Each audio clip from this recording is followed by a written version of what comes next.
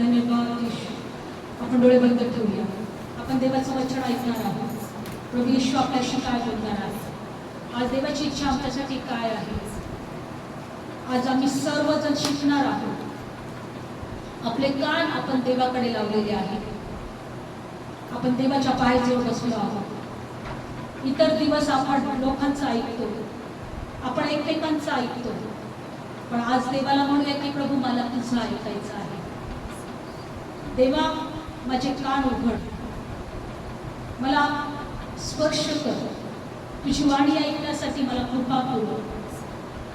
तुझं वचन माझ्या जीवनात कार्य करू दे. तुझ्या वचनाप्रमाणे माझ्या जीवनात होऊ दे. प्रभू येशू आम्हाला तुझी गरज आहे. येशू आम्हाला तुझी गरज आहे. तुझ्यामुळे तर आम्ही जिवंत आहोत. आज कित्येक लोक जगात नाही, पण आजचा दिवस सुद्धा तू आम्हाला दाखवला. प्रभू धन्यवाद येशू, धन्यवाद येशू, धन्यवाद येशू. Thank you Jesus. हालेलुया. धन्यवाद माझ्या बाबा, धन्यवाद माझ्या पित्या, धन्यवाद माझ्या परमेश्वरा. धन्यवाद Yeshu. Hallelujah, hallelujah, hallelujah, hallelujah. तू महान आहे, तू चांगला आहेस. डोळे बंद ठेवूया. देवाला मला स्पर्श कर. तुझा दैवी हात माझ्यासाठी पुढे कर. मला इथून रिकामं जायचं नाही, मला मोकळ्या हाताने जायचं नाही. माझी भेट घेतो, माझी भेट घेतो. धन्यवाद. हालेलुया. धन्यवाद माझ्या राजा, धन्यवाद माझ्या पित्या, धन्यवाद माझ्या परमेश्वरा. धन्यवाद Yeshu. Hallelujah. Thank you Jesus, thank you Jesus, thank you Jesus. Hallelujah, hallelujah, hallelujah, hallelujah, hallelujah. सोने चांदी से भी कीमती है तू. सोने चांदी से भी कीमती है तू. हीरे मोती से खूबसूरत है तू. हीरे मोती से खूबसूरत है तू. ओ मेरे यीशु, मेरे यीशु, ओ मेरे यीशु, ओ मेरे यीशु. अपने आंसुओं से धो लूं तेरे चरण. अपने आंसुओं से धो लूं तेरे चरण. अपने बालों से पोंछूं तेरे चरण. अपने बालों से पोंछूं तेरे चरण. हो तेरे चरण, तेरे चरण, हो तेरे चरण, तेरे चरण. हो तेरे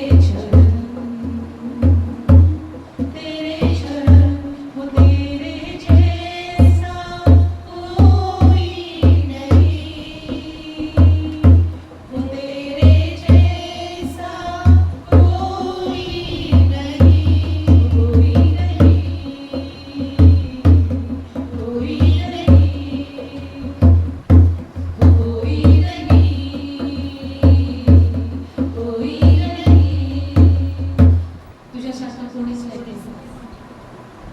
बायबलमध्ये दिले प्रभू येशू शिमोन परुषच्या घरी बसला होता, पण एक बाई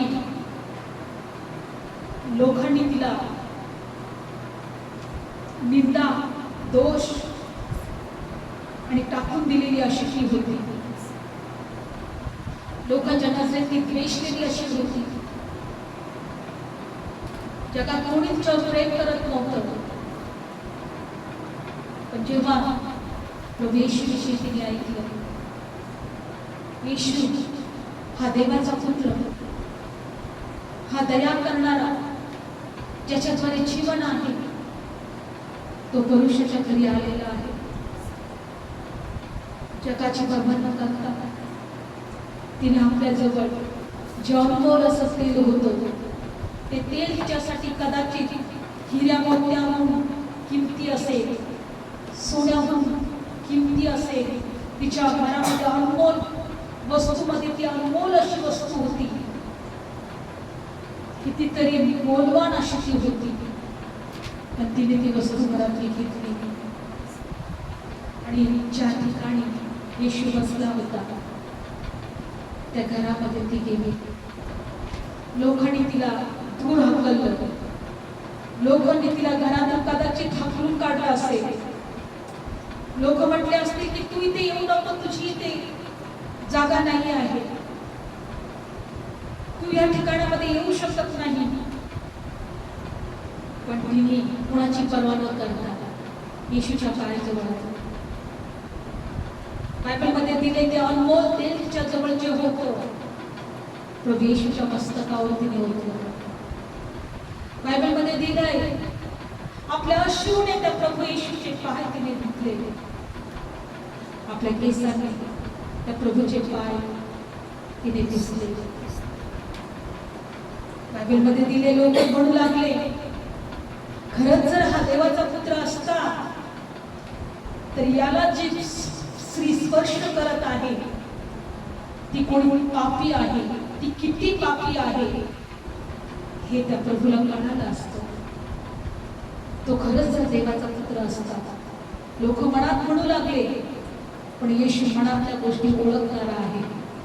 येशूने त्या शिमोनाच्या मनामध्ये जे काही चाललं ते ओळखलं आणि येशू म्हटला, शिमोना, जेव्हापासून मी तुझ्या घरात आलो तू मला पाय धुवायला पाणी दिलं नाही, तू मला तेलाचा अभंग केला नाही, तू मला विचारलं नाही. पण या स्त्रीने तिच्याकडे जे काही मौल्यवान होतं ते माझ्या मस्तकावर ओतले, तिच्या अश्रूने माझे पाय पुसले, तिच्या पुष्कळ पापांची क्षमा झाली आहे. जितकं प्रेम तुम्ही येशूवर करा तुमच्या प्रेमाची क्षमा तुम्हाला मिळेल. जेव्हा तुम्ही येशूच्या जवळ बसता त्याची दृष्टी तुमच्याकडे असते. कित्येक लोक म्हटले असतील काही वेडी आहे, तिला काही कळत नाहीये, पण येशूला तिचं प्रेम कळालं. पण येशू म्हटला, बाई, तुझ्या पापांची क्षमा झाली आहे. आजपासून तू नीतिमान आहेस, आजपासून जगामध्ये तुला मान सन्मान मिळणार आहे, तू राज्याची वारसदार झालेली आहे. येशूवर केलेल्या प्रेमाच्या बदल्यात देवाचा आशीर्वाद तिला मिळाला. देवाच्या ठाई आश्रय घेतो तो सुखी होतो. येशू, आम्ही आता ह्या वचनाद्वारे आम्ही प्रार्थना करत आहे की आम्हाला तू स्पर्श कर. आम्ही तुझ्या पायाजवळ बसलो आहोत. आम्ही जी काही भक्ती केली तू ऐकली आहे, तू पाहिली आहे. आम्हाला ही आज तुझी गरज आहे. त्या स्त्रीसाठी आम्हाला पण तुझी गरज आहे. आजच्या वचनांद्वारे तू आम्हाला आशीर्वाद कर. तुझ्या कृपेमध्ये घे. प्रभू येशूच्या नावात प्रार्थना करतो, आमेन. बोलो येशू मसीह की जय. बोलो राजा के राजा की जय. आज आपण वचनामध्ये पाहूया स्तोत्र संहितामध्ये आज परमेश्वरासाठी आपण एकत्र आलेलो आहोत. आज देवाची भक्ती करण्यासाठी आपण एकत्र आलो आहोत आणि त्याचं प्रतिफळ परमेश्वर आपल्याला देणार. हालेलुया. बायबलमध्ये दिलेलं आहे का पृथ्वीवर आपली संपत्ती साठवू नका, पण देवाच्या राज्यात तुम्ही आपल्यासाठी संपत्ती साठवा. तिथं कसर लागत नाही आणि तिथं गंजही लागत नाही. लक्षपूर्वक ऐका. तुम्ही तिघी पण इथे पुढे बसा. धन्यवाद येशू. समोर बसा. धन्यवाद येशू. धन्यवाद येशू. धन्यवाद येशू. धन्यवाद देवा. Praise the lord. Thank you Jesus. प्रभू काय म्हणतो, तुमची संपत्ती कुठे साठवा? स्वर्गामध्ये. आपण देवाच्या पायाजवळ येतो म्हणजे आपण काय करतो? संपत्ती साठवत आहोत. देवाकडे संपत्ती साठवत आहोत. देवाची भक्ती करून, देवाकडे प्रार्थना करून, देवाचं वचन ऐकून, देवावर विश्वास ठेवून आपण स्वर्गामध्ये काय करत आहोत? आपली संपत्ती साठवत आहोत आणि देवाकडून आशीर्वाद मिळवत आहोत. आणि म्हणून स्तोत्र संहिता 111 अध्यायामध्ये आपण वाचूया पहिलं वचन. हालेलुया. सरळांच्या सभेत आणि मंडळीतही मी आपल्या संपूर्ण हृदयाने परमेश्वराची उपकार स्तुती करीन. स्तोत्र संहिता 111 आणि पहिल्या वचनामध्ये काय दिलेलं आहे? सरळांच्या सभेमध्ये मंडळीतही मी आपल्या संपूर्ण हृदयाने परमेश्वराची उपकार स्तुती करेन. Praise lord. हालेलुया. आपण या ठिकाणी काय करत आहोत? देवाची उपकार स्तुती करत आहोत. Praise Lord. हे देवाच्या वचनाप्रमाणे आहे. जेव्हा तुम्ही देवाच्या वचनाप्रमाणे करता तेव्हाच आशीर्वादित होता. आमेन. Praise lord. हालेलुया. पुढे बघा 2. परमेश्वराची कामे थोर आहेत. जे त्यांची आवड धरतात ते सर्व ती शोधून काढतात. आमेन. Praise lord. हालेलुया. देवाची कामं शोधून काढणारे झाले पाहिजे. देव कसा आहे? देव कुठं आहे? देवाच्या इच्छा काय आहे? देवाच्या योजना आमच्यासाठी काय आहे? Praise Lord. बघा बायबलमध्ये दिले परमेश्वराची कामं थोर आहेत आणि जे त्यांची आवड धरतात ते शोधून काढतात. आम्ही लोक देवाची कामं शोधून काढणारे लोक झाले पाहिजे. येस. हालेलुया. पण जर आम्हाला देवाची आवड असेल तरच आम्ही देवाची कामं शोधून काढू. Praise lord. हालेलुया. आणि जर तुम्ही देवाची कामं शोधून काढली तर देव तुम्हाला शोधून आशीर्वाद देईल. हालेलुया. Praise lord. हालेलुया. बघा आज तुम्ही किती लोकांनी कालच्या बातमीमध्ये पाहिलं का? एक बोट समुद्रामध्ये बुडाली. पाहिलं? कितीतरी लोक समुद्रात बुडून मेले. एका आईने आपल्या मुलाला असं घट्ट धरून ठेवलं होतं. मरण आलं तरी तिने ती सोडलं नाही त्या बाळाला. देवाचं प्रेम आईसारखं आहे. देवाचं प्रेम कसं आहे? बायबल सांगते की जन्म दिलेली आई तुला विसरेल कदाचित पण मी तुला विसरणार नाही. देव म्हणतो की मी आईप्रमाणे तुझं सांत्वन करेल. एका पुस्तकात दिले, काढू आपण, या वचनात परत येणार आहोत. बघा, परमेश्वर संकटात सुद्धा तुम्हाला सोडणार नाही, त्रासात सुद्धा तुम्हाला सोडणार नाही. एशियाचं पुस्तक काढूया आपण वचन. एशियाचं पुस्तक मध्ये बायबलमध्ये दिले, परमेश्वर म्हणतो की आईप्रमाणे मी काय करेल? तुझं सांत्वन करेल. एशियाचं पुस्तक 66 अध्याय. एशिया 66 अध्याय. काढलं वचन.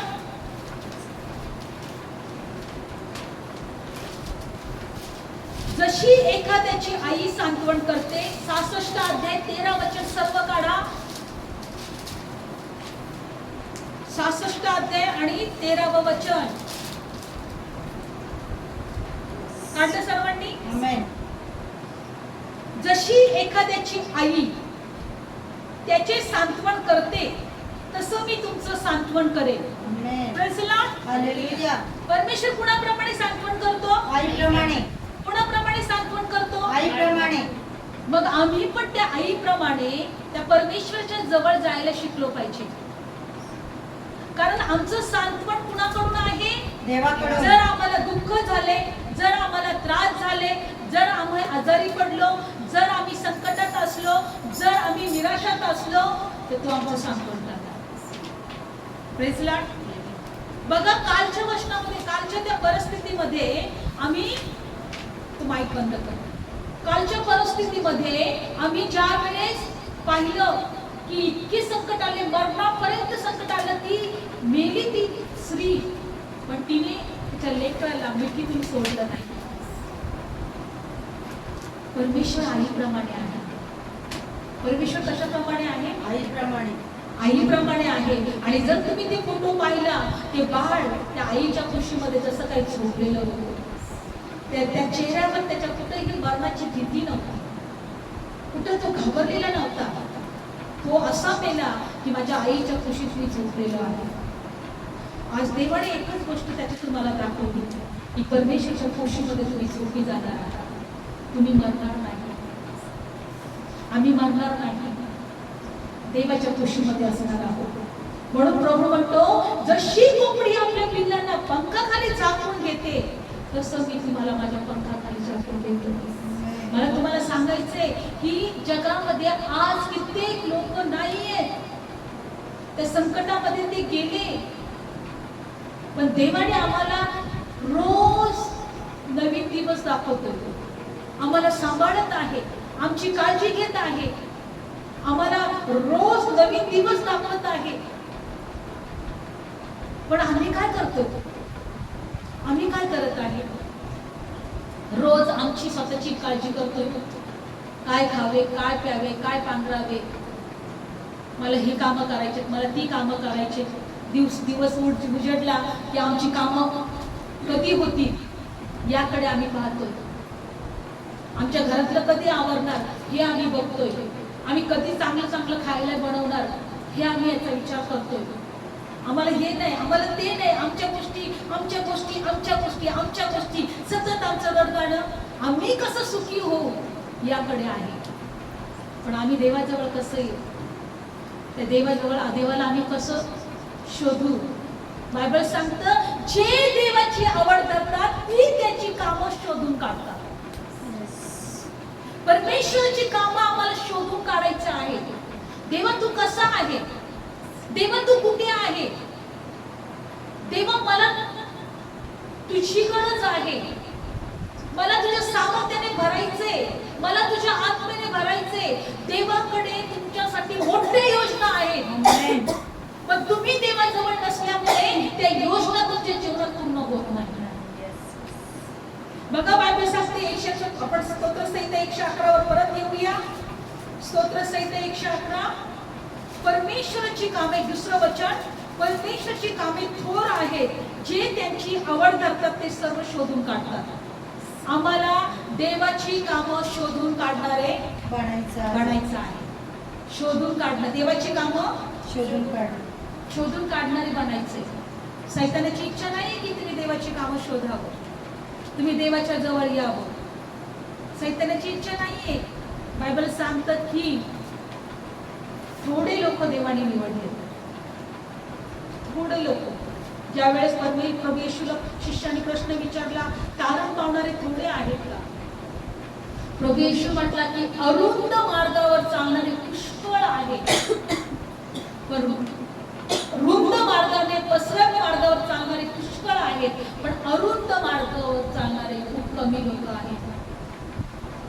कारण अरुंद मार्ग जो आहे तो अडी अडचणीचा आहे. तुम्हाला कदाचित इच्छा नाही होणार प्रार्थनेला यायला, वचन ऐकायला किंवा वचन बायबलमध्ये काढायला आणि वाचायला. तुमची इच्छा नाही होणार, तुमचं मन नाही लागणार. का?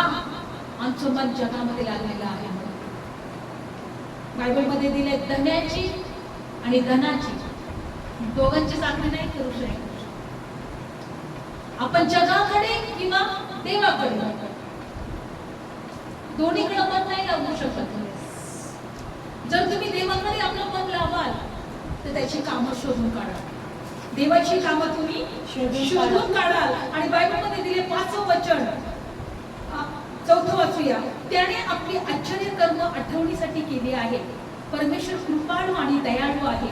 त्याने आपले भय धरणाऱ्यास अन्न दिलं आहे आणि तो आपला करार सर्व काळ आठवी.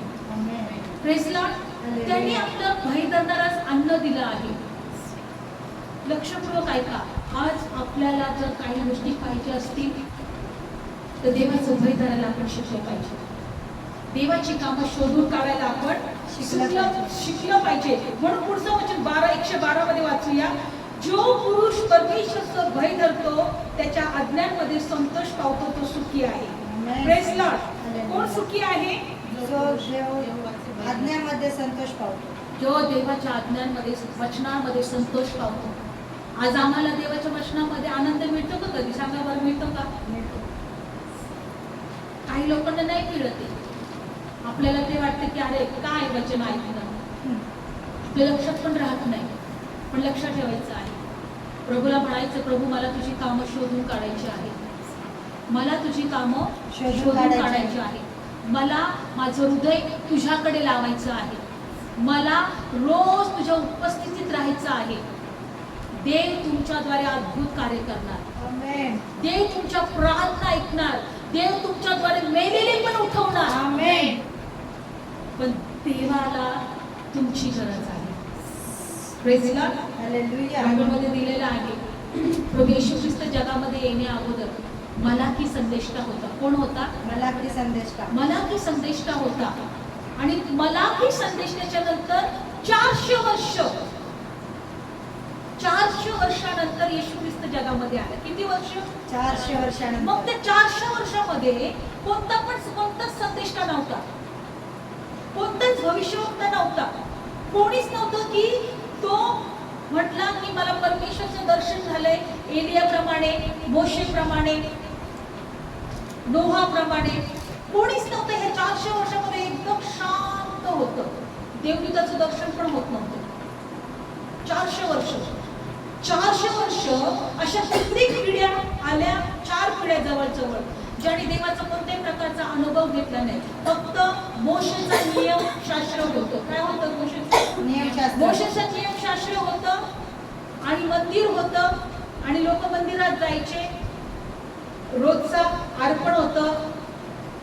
रोज लोक काय करायचे? देवाच्या भक्तीसाठी मंदिरात जात होते. कोणी आमोशा पौर्णिमेला जायचे, कोणी अन्न अर्पण करण्यासाठी जायचे, कोणी बलिदान करण्यासाठी जायचे वर्षातून एकदा. याजक सर्व लोकांसाठी यज्ञ अर्पण करत होता, पापाच्या क्षमेसाठी अर्पण करत होता. कोणताही संदेष्टा 400 वर्ष येशू येण्याच्या अगोदर एकही संदेष्टा नव्हता. लक्षपूर्वक ऐका. आणि बायबलमध्ये दिलंय की ज्यावेळेस प्रभू येशू ख्रिस्त जेव्हा येणार होता तेव्हा येशूच्या येण्याच्या अगोदर योहान आला. कोण आला? योहान. आणि योहानाविषयी मलाकीच्या पुस्तकात लिहून ठेवलं होतं. हे आपण मागच्या वचनामध्ये ऐकलं होतं, बरोबर? बायबल सांगतं की एलियाचा आत्मा त्याच्यामध्ये कार्य करणार होता. एलियाचं हृदय त्या योहानामध्ये कार्य करणार होता. आपण परत मलाकीच्या पुस्तकात आज आपण बघत आहोत देवाची कामं आपल्याला शोधून काढायची. काय काढायचे शोधून? देवाची कामं. जे देवाची आवड करतात ती त्याची कामं शोधून काढतात. म्हणून देवाचं काम कसं आहे हे आपल्याला बघायचं आहे. याकडे आपण कान लावायचे आहे, याकडे आपली दृष्टी लावायची आहे, याकडे आपलं हृदय लावायचं आहे. मलाकीचं पुस्तक शेवटचा अध्याय, मध्य शुभवर्तमानाच्या अगोदर, मध्य शुभवर्तमानाच्या अगोदर 4था अध्याय.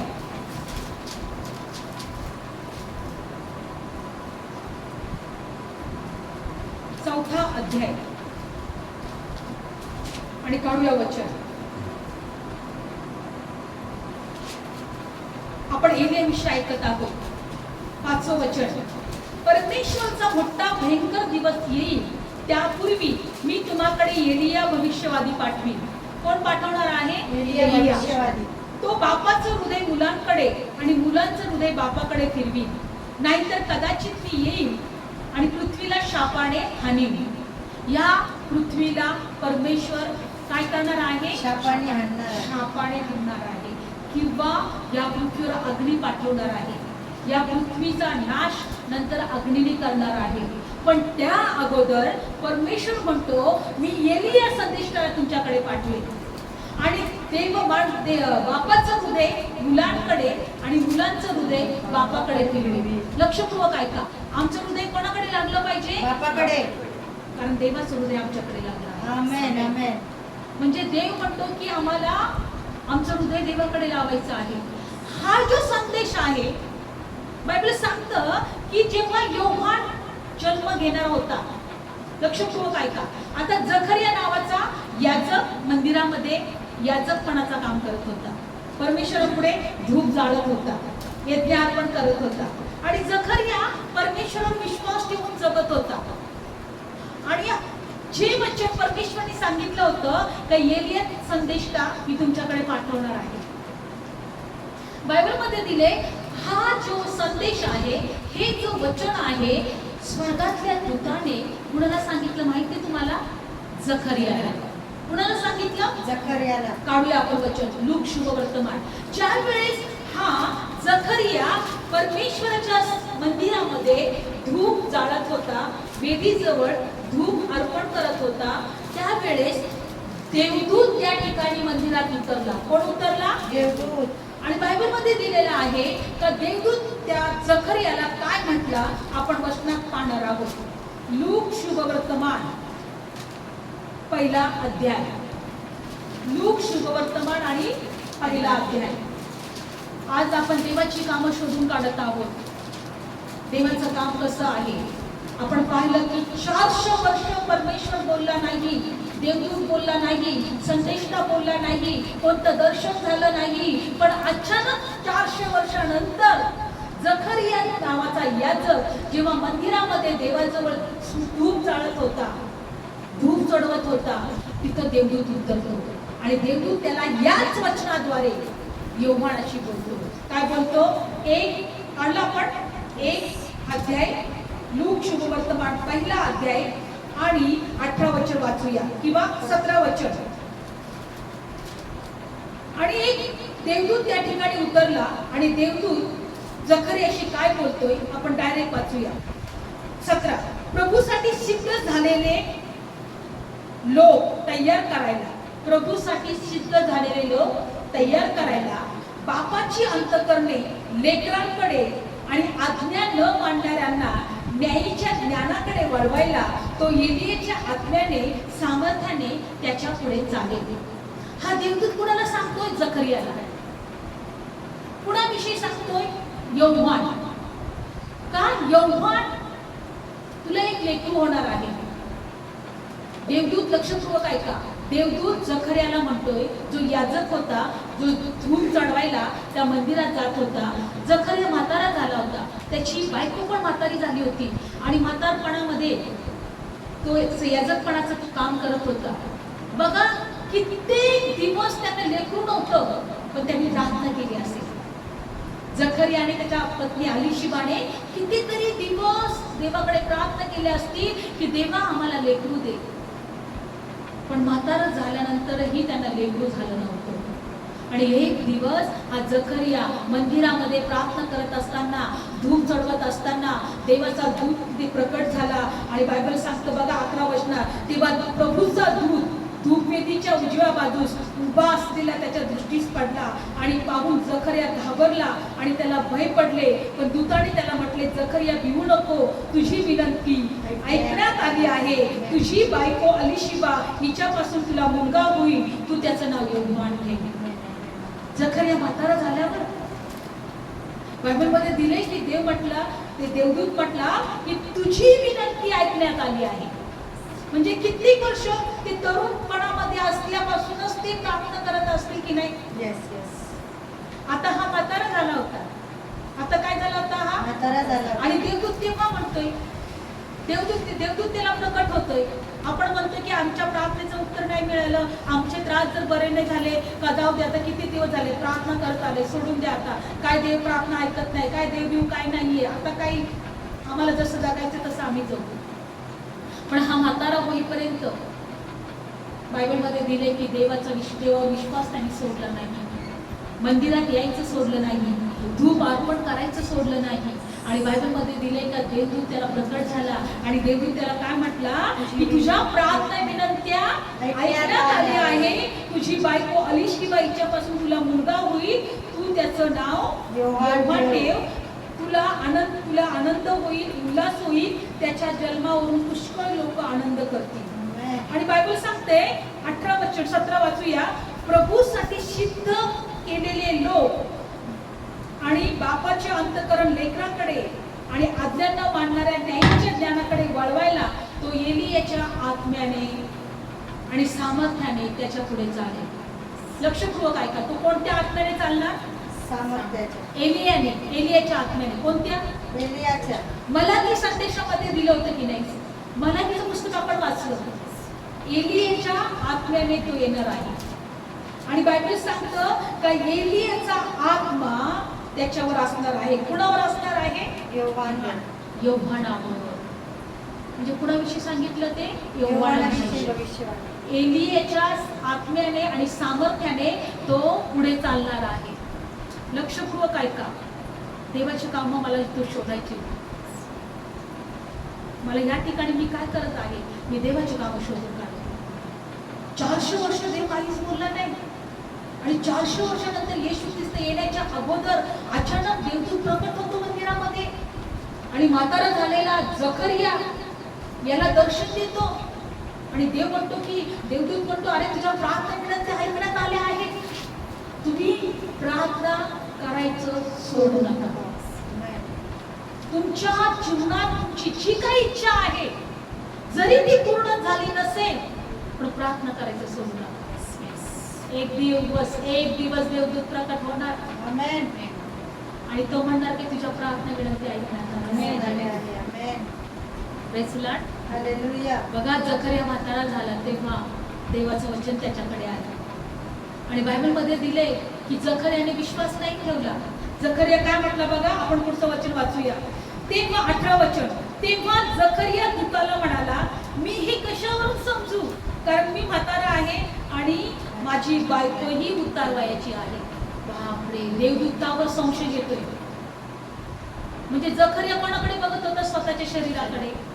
आज आपण तेच बघतोय, स्वतःच्या परिस्थितीकडे बघतोय, स्वतःच्या त्रासाकडे बघतोय, स्वतःच्या निराशाकडे बघतोय, पण आपण त्या देवाकडे पाहत नाही, त्याच्या सामर्थ्याकडे पाहत नाही. देवदूताला तो म्हणतोय की मी हे कशावरून विश्वास ठेवू, मी पण म्हातारा झालोय आणि माझी बायको पण आता उतरवायची वेळ गेली, आता लेकरू होण्याची वेळ. आणि बायबलमध्ये दिले शेवटी देवदूत त्याला काय म्हटलं माहितीये? देवदूत म्हटला की जोपर्यंत लेकरू होणार नाही तोपर्यंत तू मुका राशील. मुका राशील. म्हणून आज जर देवाने आम्हाला वचन दिलेलं आहे ते वचन आमच्या जीवनात पूर्ण होणारच. आमेन. असं विश्वास ठेवा, नाही तर मुके राहा. पुढच्या वचनात बघा तो काय देवदूत त्याला म्हटला. 19, मग दूताने त्याला उत्तर देऊन म्हटले, मी गब्रिएल, देवाच्या पुढे उभा राहणारा आणि तुझ्याशी बोलायला, तुला सुवार्ता सांगायला मला पाठवलेले आहे. गब्रिएल, देवाच्या पुढे उभा राहणारा, तुझ्याशी बोलायला, तुला सुवार्ता सांगायला मला पाठवलेला आहे. आणि 20, पहा ह्या गोष्टी घडून येतील, त्या दिवसापर्यंत तू मुका असशील, तुझ्याने बोलवणार नाही, कारण जी माझी वचनं त्यांच्या नेमलेल्या समय परिपूर्ण होतील त्यावर तू विश्वास ठेवला नाही. तू का मुका राशील? कारण माझ्या वचनं जी पूर्ण होणार आहे त्याच्यावर तू विश्वास. लक्षपूर्वक ऐका, जर तुम्ही देवाच्या वचनावर विश्वास ठेवत नाही तर गडबड आहे, काहीतरी गडबड तुमच्या जीवनात. तुम्ही देवाविषयी थंड व्हाल, अंतःकरण देवाविषयी कठीण होईल, देवाच्या विषयीच्या गोष्टींकडे तुमचं मन लागणार नाही आणि मनच लागणार नाही तर देवापासून तुम्ही दूर व्हाल.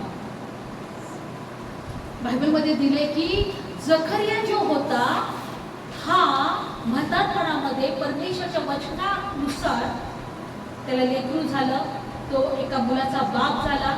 आणि बायबलमध्ये दिले की जेव्हा जसं देवदूतांनी सांगितलं की जेव्हा तुला लेकरू होईल आणि तू त्याचं नाव जेव्हा तू यौवन ठेवशील तेव्हाच तू बोलू लागशील, तोपर्यंत तू मोका होशील, तेव्हाच तू काय होशील? तू. लक्षपूर्वक ऐका, आपण काहीतरी शिकत आहोत. 400 वर्षानंतर देव दर्शन देतोय, 400 वर्षानंतर देवाचं वचन पृथ्वीवर येतोय. 400 वर्षानंतर हा जकरिया, म्हणजे जकरिया 400 वर्षाचा नव्हता पण तो म्हातारा होईपर्यंत देवाच्या पायाजवळ येत होता, धूप जाळत होता, देवाच्याकडे प्रार्थना विनंती करत होता, एक विश्वासू जीवन जगत होता आणि त्याला लेकरू झालं. आणि बायबलमध्ये दिले जेव्हा त्याला लेकरू झालं आणि जेव्हा त्या लेकराचं नाव त्यांनी यहोवा ठेवलं, ऑटोमॅटिक त्याचं मुख उघडलं आणि तो बोलू लागला. लेकरू होईपर्यंत जवळजवळ 9 महिने तो मुका होता. काय होता?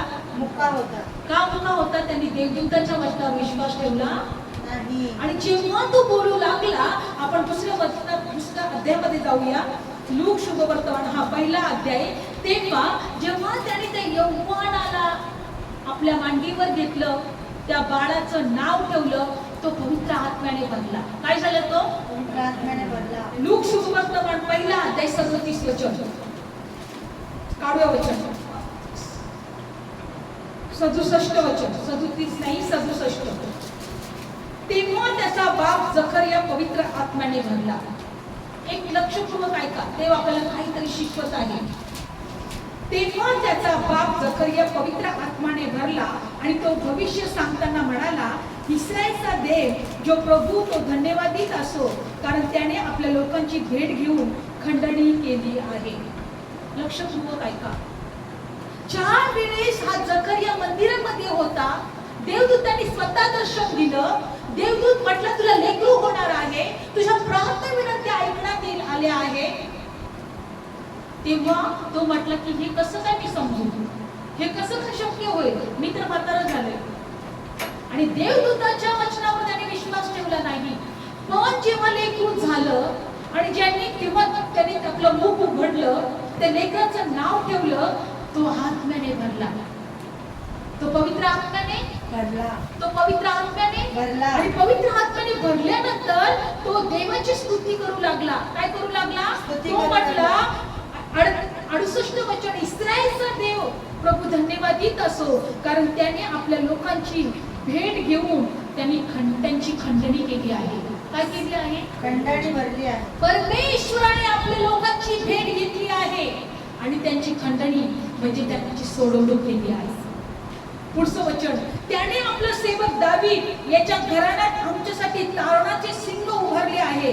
तो पवित्र भविष्यवादी जो पुरातन काळापासून त्यांच्या तोंडातून जसं बोलला तसे त्याने केले आहे, म्हणजे आमच्या शत्रूपासून आमचा द्वेष करणाऱ्या सर्वांच्या हातातून सुटका देण्यासाठी आम्हासाठी तो उभारला आहे. हे कुणाविषयी त्याने सांगितलं?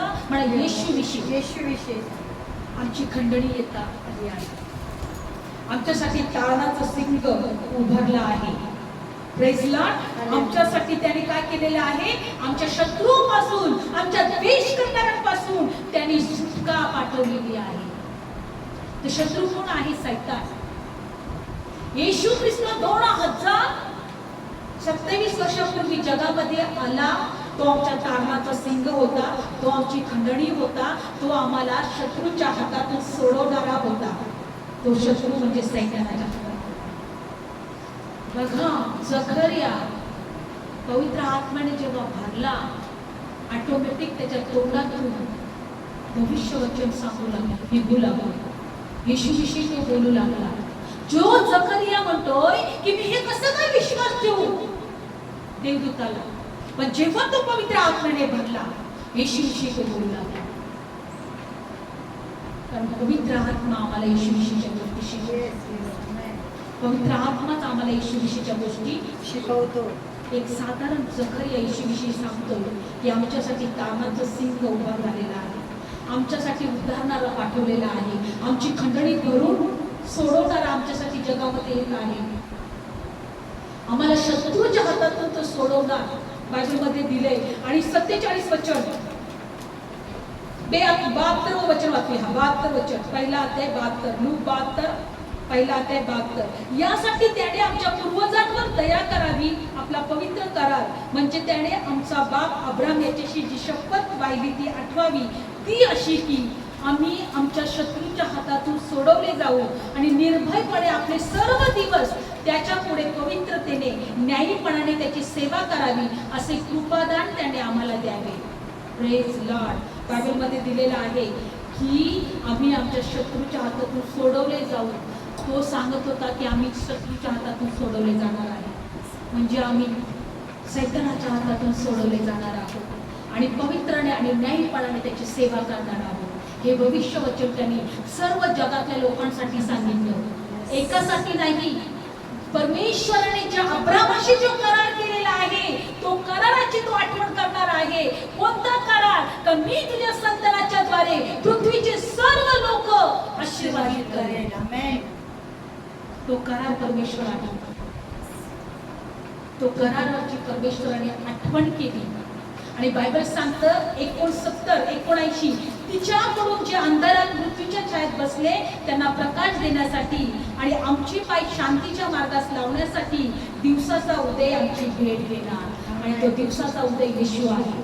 आम्ही एक दिवस मृत्यूच्या छायेमध्ये बसलेलो होतो, मृत्यूच्या प्रदेशात बसलो होतो, शत्रूच्या देशामध्ये बसलो होतो.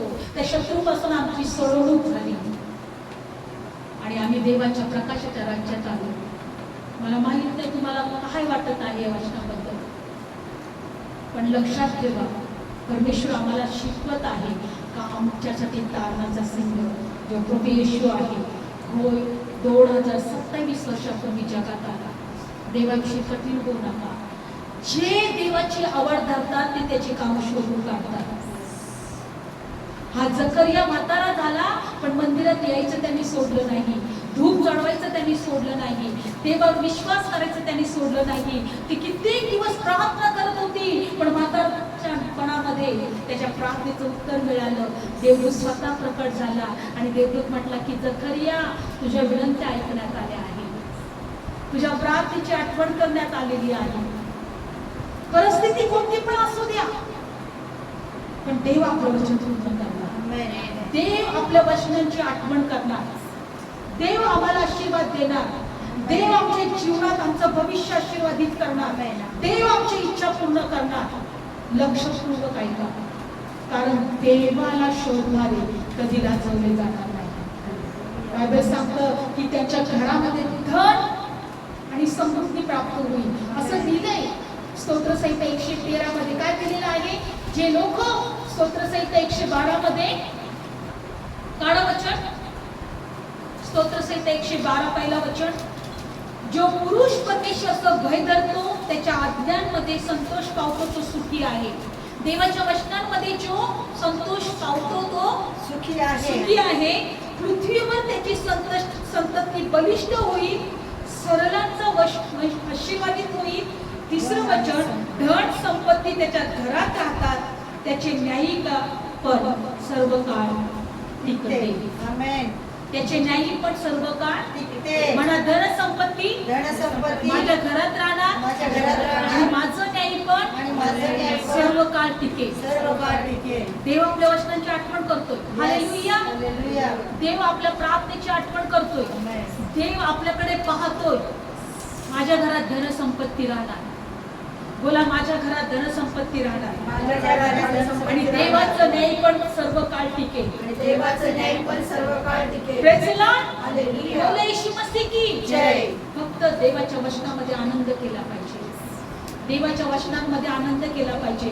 जर तुम्ही जकरियासारखे म्हणाल की होय मी तुझ्या वचनावर विश्वास, जकरियासारखं म्हणाल की प्रभू आता तर मी म्हातारा झालोय, मी कसं काय विश्वास ठेवू, मी हे कसं समजू, हे होईलच म्हणून, तर मुखे व्हा. पण जर तुम्ही म्हणाल की देवा तू म्हटलेलं आहे तर पूर्ण होणारच, तुझ्या वचनाप्रमाणे हो तर होणार. प्रभू म्हणते धन संपत्ती तुझ्या घरात राहील, पण तू म्हणतो की आता तर मला काही दिसत नाही, माझ्याकडे पैसा नाहीये, माझं शरीर पण चांगलं नाहीये. पण देव म्हणते अरे धन संपत्ती तुझ्या घरात राहतील. तू म्हणतो नाही ना, आता मी म्हातारा होत चाललोय, माझं शरीर थकत चाललंय, मी आजारी आहे, मी असं आहे, मी तसं आहे, मी परिस्थितीकडे पाहणार. मग तसंच होईल. पण जर तू वचनाकडे पाहणार तर वचनाप्रमाणे होणार. Praise Lord. वचनाकडे पाहणार तर वचनाप्रमाणे होणार. मनाकडे पाहणार, परिस्थितीकडे पाहणार तर परिस्थितीप्रमाणे होणार. म्हणून देवाकडे पाहायला शिकलं पाहिजे. देवाच्या वचनाकडे पाहायला शिकलं पाहिजे. आमच्या जीवनात जर देवाचे आशीर्वाद पाहिजे असतील तर आम्हाला देवाकडेच पाहिलं पाहिजे. आज जगातल्या लोकांना आशा नाहीये. लोक फिरायला जातात आणि त्यांचं आयुष्य कधी संपत हे त्यांना माहित नाही, हेही त्यांना कळत नाही. पण तुमचं आयुष्य तसं असणार नाही. देव तुम्हाला अगोदर सांगणार आहे की आता तुझी तयारी कर. हिजकियाला सांगितलं देवाने. हिजकियाला परमेश्वर म्हटला की तुझ्या आयुष्याचे दिवस संपले, आता तुझ्या घराची तरतूद कर. माहिती तुम्हाला हिजकिया आजारी पडला तेव्हा तुझ्या घराची तरतूद कर, आता तुझं आयुष्य संपलंय, तुला आता वरती यायचंय. हिजकियाने देवाकडे प्रार्थना केली, प्रभू मी तुझ्या बरोबर किती विश्वासाने चाललेलो आहे, एक प्रार्थनेचं जीवन मी जगलेलो आहे, माझ्या आयुष्याचे दिवस वाढव. आणि मग जशी त्यांनी प्रार्थना केली 15 वर्ष त्याला आयुष्याचे दिवस वाढवले. का माहितीये त्याच्या आयुष्याचे दिवस वाढवले? कारण तो देवाबरोबर विश्वासू जगत होता. देवाबरोबर तो विश्वासू होता. देवाचं वचन त्याच्याकडे आलं पण होतं की तुझ्या आता तयारी कर तुझ्या कर्माची. तुझ्या आयुष्याचे दिवस संपले, पण जेव्हा प्रार्थना केली, हे तू 15 वर्ष अजून आपण देऊ शकतो, आम्हाला पण देव कळवणार. आता तुझ्या आयुष्याचे दिवस संपत आले, आता तुला माझ्याकडे यायचे. लोकांना नाही माहिती ते कधी त्यांचे आयुष्य संपेल, कधी कधी ते इथून निघून जातील, कोणता काळ त्यांच्यावर कसा येणार आहे. पण आमचं तसं होणार नाही, आम्हाला देव कळवणार. चल आता तयारी कर, हे जग सोडायची वेळ तुला आलेली आहे. Praise Lord. डोळे बंद करा. धन्यवाद. धनसंपत्ती आमच्या घरामध्ये राहणार, कारण की आम्ही परमेश्वराचं वचन ऐकत आहोत. तो देव जखर्याला जसा बोलला, जरी परिस्थिती तशी नव्हती, पण देव म्हटला की तुला लेकरू होणार. तुझी प्रार्थना विनंती ऐकलेली आहे, तुझी आठवण केलेली आहे. धन्यवाद येशू. देव आमच्या प्रार्थना विनंत्या ऐकत आहे. देव अशा करतो की माझी लेकरं मला हाक मारतील, माझ्याकडे प्रार्थना करतील आणि मी त्यांच्या प्रार्थनेचं उत्तर देते. तो देव विश्वास योग्य आहे, तो देव विश्वास योग्य आहे. धन्यवाद येशू, धन्यवाद येशू, धन्यवाद येशू. प्रार्थना मैं तुझसे करूं, हे मेरे प्यारे मसीहा. प्रार्थना मैं तुझसे करूं, हे मेरे प्यारे मसीहा. मेरा ये जीवन तेरे काम आए, मेरा ये जीवन तेरे काम आए. यही है मेरी तमन्ना, यही है मेरी तमन्ना. प्रार्थना मैं तुझसे करूं, हे मेरे प्यारे मसीहा. ओ दिल की गहराई से स्तुति करूं, आराधना करूं, तन से और मन से पूरी शक्ति से तुझसे मैं प्रेम करूं. हो दिल की गहराई से स्तुति करूं, आराधना करूं, तन से और मन से पूरी शक्ति से तुझसे मैं प्रेम. हे प्रभु यीशु, कितना अच्छा है तू. हे प्रभु यीशु, कितना प्यारा है तू. प्रार्थना मैं तुझसे करूं, हे मेरे प्यारे मसीहा. प्रार्थना मैं तुझसे करूं, हे मेरे प्यारे. मेरा ये जीवन तेरे काम आए, मेरा ये जीवन तेरे काम आए. यही है मेरी तमन्ना, यही है मेरी तमन्ना. माझं जीवन तुझ्यासाठी कामाला येऊ, तुझ्या कामी येऊ दे प्रभू. माझं जीवन प्रभू परमेश्वर सेवेसाठी घडव प्रभू, तयार कर. तुझ्या हातात घे, तू चालक मालक कर प्रभू. आमच्या जीवनाद्वारे तू गौरवलं जातो देवा. बायबलमध्ये दिलंय, जो कोणी तुझी आवड धरतात ते तुझी कामं शोधून काढतात. तू स्वर्गातून मनुष्याची भेट घेतो, तू आपला करार सर्व काळ आठवतो आणि तुझं वचन तुझ्या लेकरांच्या जीवनात तू पूर्ण करतो. आज आम्ही वचनात पाहिलं की तू सरळांची प्रार्थना ऐकतो. धनसंपत्ती त्यांच्या घरात राहतात. Yes, Lord. आज तुझ्या लेकरांच्या घरात तुझे आशीर्वाद मोकळे कर. Yes, तुझ्या लेकरांच्या जीवनात कोणत्या गोष्टीची कमतरता पडू देऊ नको. होय माझ्या देव. तुझे लेकर आशीर्वादित कर प्रभू. Yes, amen. त्यांच्या हर एक इच्छा पूर्ण कर प्रभू. होय, बाप्पा. त्यांना दीर्घ आयुष्य संगीत आणि येशूच्या नावात देवा शारीरिक आर्थिक आणि भौतिक आशीर्वाद आत्मिक आशीर्वाद तुझ्या लेकरांच्या जीवनात आम्ही स्वीकारतो. वचनाद्वारे प्रत्येकाला आशीर्वाद देतो.